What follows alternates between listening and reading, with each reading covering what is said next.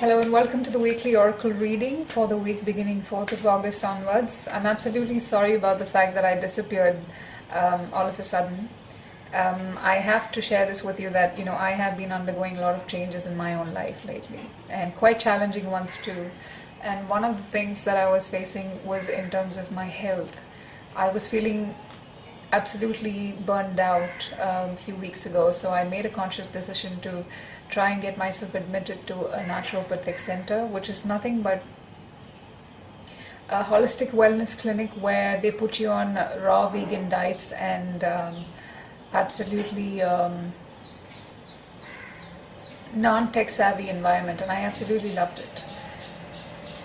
After being there for 2 weeks, I realized I think I find myself focusing better on things that I want to accomplish by not allowing myself to be distracted by my phone or computer, which would have ideally happened.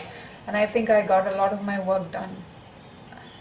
I think we had the perfect opening for summer solstice when Jupiter entered the house of Leo. I think it was on 19th or 16th July. And I think a week down the lane, we actually began feeling the energies, how they were sinking in.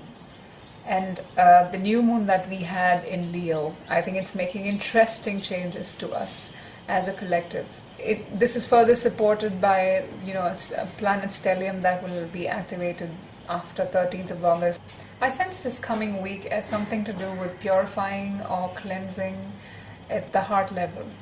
There's a huge transformation that's happening at the heart center, even globally or as a collective or at an individual level. There is a change of heart that is being called to action. I do see these coming up in two possible ways. It's either that you make conscious efforts to change your heart and see that something's happening, or it will be done for you. Okay? So without any further ado, let's take a look at what the energies are, okay? Right away, right on. Okay, the first card we have is Volcano, and it says volatility. Now, as the picture suggests, this is clearly an eruption that's happening, and I personally see this as a very karmic influence. Now, let me say, karmic doesn't necessarily mean it's something bad, okay? It just means that it is not under individual control, okay? There's something we as individuals cannot surpass. And they're saying that this whole week, the background energy would be some sort of spiritual reawakening. As I said before, there's something that's done at the heart center.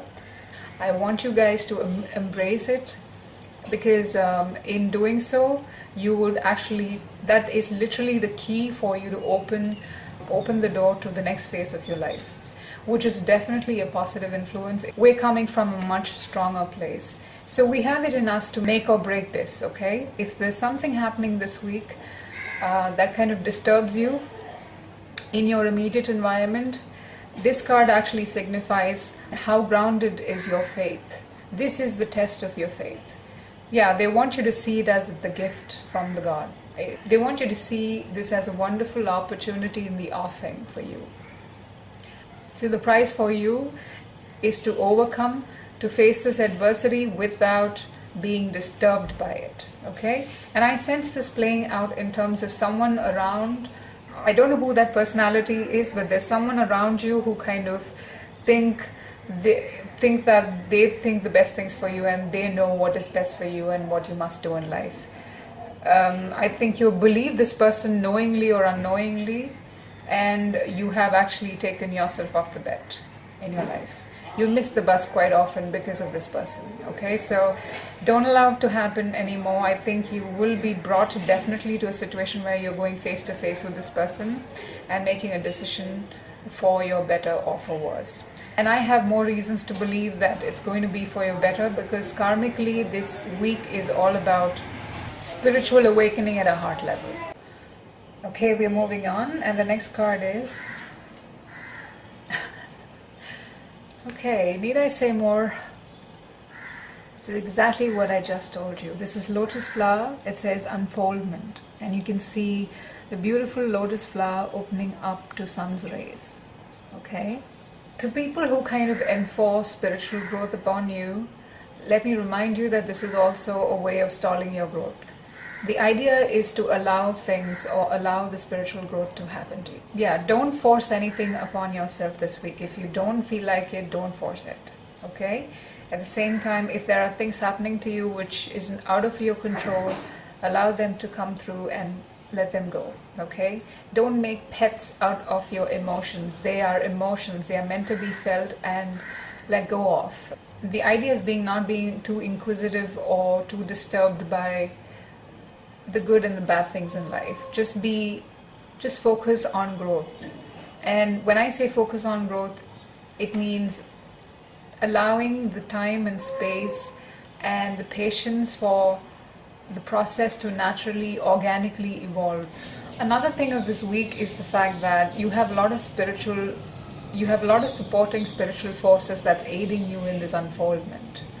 Energy surrounding you that's assisting you in the process of making it a more wise experience for you, a more fruitful experience for you eventually.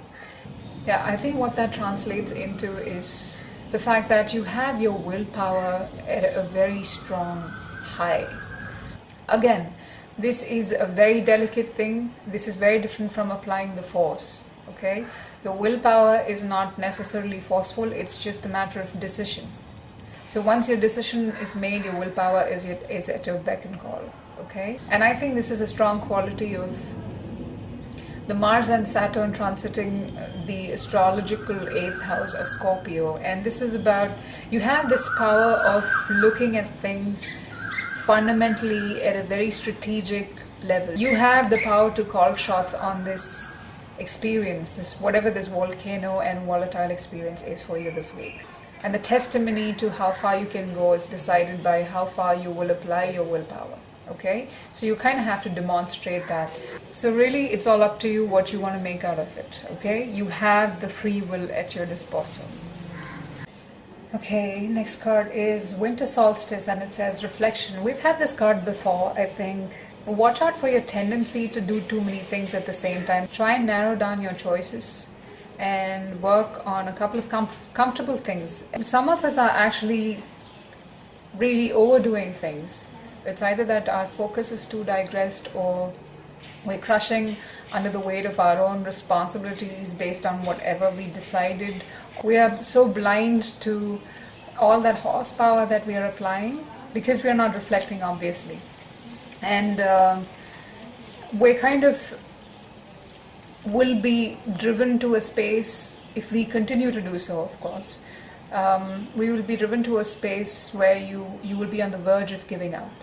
And that's not something that's expected out of you at this point in time, because they're saying the gifts are right around the corner, and it would be absolutely preposterous for you to come this far and right at the door to call this whole thing off. Okay, so you might want to watch out that you are not overdoing things, not being overbearing, or investing too much of energy into things that you feel burned out by the end of it and you literally give up. Don't want to do that. So halt and review. Okay, so what good is all that horsepower when you don't know where you need to direct it? Okay, so you kind of have to I would say it would be a good habit for you to review what you do once a month. So I think what ideally would make things easier for you is to look how far you've come. What changes have you made recently that is giving you a sense of hope in terms of you going the right direction? How well placed you are at the moment in comparison with your bigger picture? Are you having realistic milestones? Are you having realistic expectations? And also review what you want to do in future. And it's always better to kind of do things and reflect on what you do. I think that's what's expected. There has to be a balance there. Okay, I think we are being advised to do that. Okay, the last card is interesting. This is Fairies, says Earth Magic. Okay, I find this interesting because this is really specific and information, and I think they're making a proposition that our reconnection with Mother Earth is going to be a catalyst to resolution of all the obstacles that we may be facing. Yeah, I sense something like vegan diet. Um, I'm not proposing this because I just came out of a naturopathic clinic, but I seriously think this card resonates within me. The idea of cleansing and purification at all levels, your emotional, mental, and physical apparatus, all of them. So probably even raw vegan diet. Okay, yeah, and they're saying you might want to base your diet upon foods that grow within the soil. Yeah, I think on the wild side, I would strongly suggest you guys to shift your office to your backyard or your garden. So, and also if you can ensure that you can walk without the footwear. I think it's a known fact that all the nerve endings find their space under our foot. As we all know, nerve apparatuses work based on electrical energies, and I think wearing footwear disconnects us from potential positive energies from within the earth. It may seem kind of a crazy idea, but try doing it and see how you feel, okay? I really want to dig deeper into this. Yeah, they're saying you will find your peace, you will find your place when you get occupied with earthbound things. Let me just take another card to see what this is about. This is very specific, okay? Drawing another card now. Oh, okay, now we get it. All right. The answer is ancestors. Okay, the reason why you've been asked to do it is because of ancestors. Okay. We are going to reconnect with our ancestors through earth forms.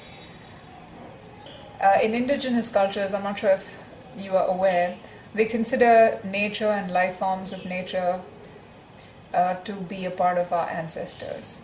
And in a way it is true, because what happens when a body dies, you bury them, it is taken up by soil and then it is redistributed and it's consumed by plants and it's again further consumed by humans. So there is a cycle there, definitely. For some of us, I think it's time for us to take a trip back home. If you have any ancestral homes, I guess it'll be nice for you to go there. Oh yeah, and there's also a suggestion of doing anything ceremonial which is to give peace to your ancestors. And I think it's pretty important because our good and bad karmas are entitled to our ancestral bonds. And it's very much a clear belief in indigenous cultures, and also Eastern philosophies do account for that.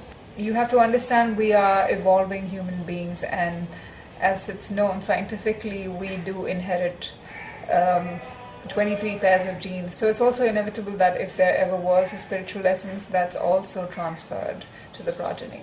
Okay? I feel this as ancestors wanting to help you in transitioning this phase. And they're saying that it's their pleasure. And it's not so much an intervention, it's the pleasure, it's because they wanted to. And they're kind of volunteering for this, okay? So when they're doing so much, I think it's only respectable and amicable of us to do the same for them, okay? So I hope you guys take that information home and do justice with it. I'll see you next week again, around the same time with the reading for the next week, okay? Take care of yourself. I love you all. Bye.